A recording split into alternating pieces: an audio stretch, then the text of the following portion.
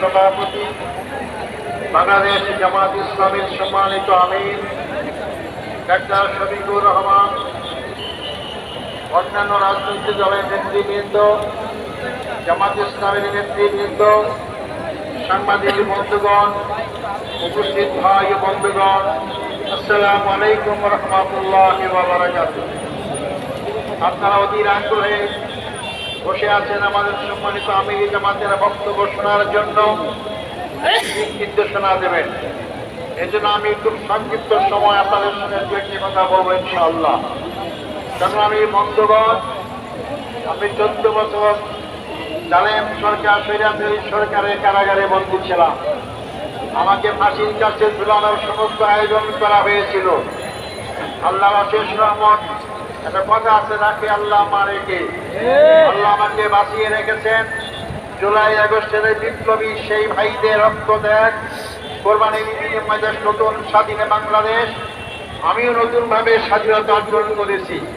বাংলাদেশের কারাগার থেকে মুক্ত আকাশে আপনাদের সামনে মিলিত হয়েছি। আমি ফাঁসির মঞ্চ থেকে আজকে লক্ষ জনতার মঞ্চে হাজির হতে পেরেছি, আলহামদুলিল্লাহ।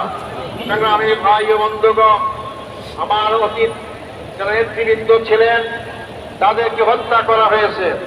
আমার রায়ে সুপ্রিম কোর্টের 7 জন বিচারপতি একমত হয়ে এটাকে একটা সাজানো নাটক আখ্যায়িত করেছেন। আমাকে জুডিশিয়াল কিলিং এর মাধ্যমে আমাদের ভাইদের হত্যা করা হয়েছে, আমাকে হত্যার আয়োজন করা হয়েছিল। আমি আজকের এই বিশাল জনসমুদ্রের মধ্য দিয়ে সরকারের কাছে জোর দাবি জানাতে চাই, আমাদের যে 10 জন ভাইকে কারাগারে শহীদ করা হয়েছে, 5 জন সরাসরি ফাঁসির মঞ্চে ঝুলিয়ে 5 জনকে বিনা চিকিৎসায় কারাগারে হত্যা করা হয়েছে।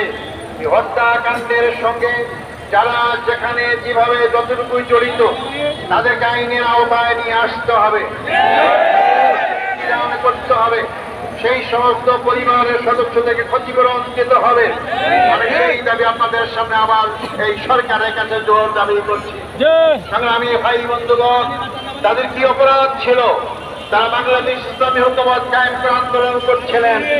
তারা বাংলাদেশের আধিপত্য শক্তির হাত থেকে বাংলাদেশ রক্ষার আন্দোলন করেছিলেন। শোষণ, জুলুম, নির্যাতনের হাত থেকে বাংলাদেশের 18 কোটি মানুষকে মুক্তির আন্দোলন করেছিলেন। এটাই ছিল তাদের অপরাধ। তাদেরকে ফাঁসি দেওয়া হয়েছে। ফাঁসির মাধ্যমে তারা মনে করেছিল বাংলাদেশের জামাত ইসলামী আন্দোলনকে স্তব্ধ করা যাবে, নিশ্চিহ্ন করা যাবে। আজকে 15.5 বছর পর এই লক্ষ লক্ষ লোকের সমাবেশকে প্রমাণ করে না ইসলামী আন্দোলনকে হত্যা, ইসলামী আন্দোলনকে ফাঁসি নির্যাতন করে নিশ্চিহ্ন করা যায় না।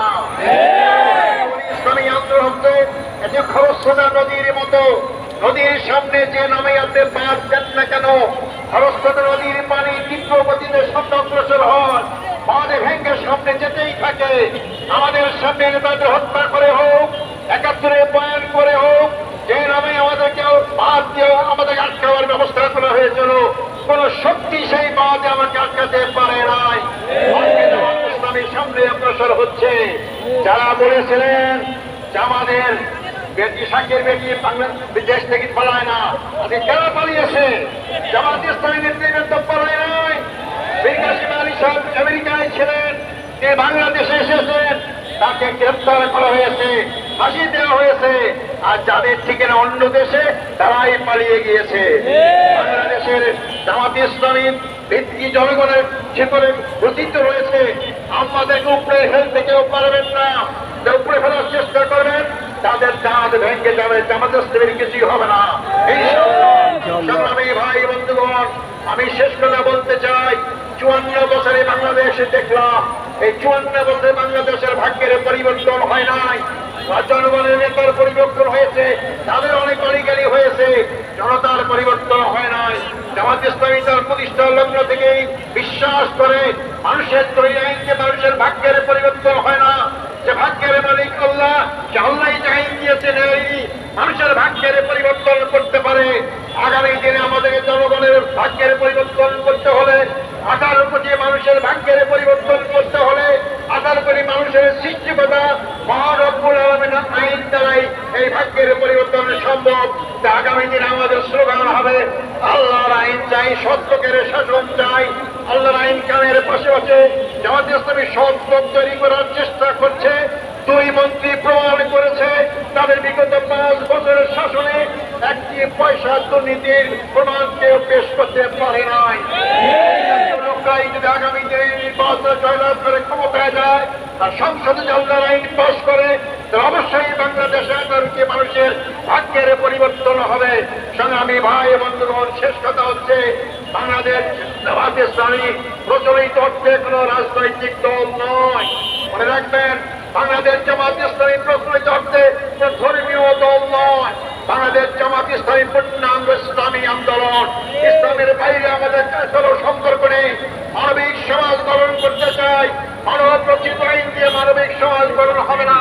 মানুষ মানুষের পক্ষে বিপক্ষে আইন তৈরি করতে পারে।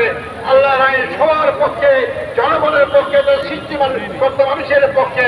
তবে আল্লাহর আইনের একমাত্র মানুষের মানবিক সমাজ গঠন করতে পারে। আসুন সেই মানবিক সমাজ গঠনের জন্য আল্লাহর আইনে সত্য শাসন প্রতিষ্ঠার আন্দোলনে আমরা শরীক হই। আল্লাহ সবাইকে সেই তৌফিক দান করুন। আল্লাহ হাফেজ। বাংলাদেশ জিন্দাবাদ। জামাত ইসলামী বাংলাদেশ জিন্দাবাদ।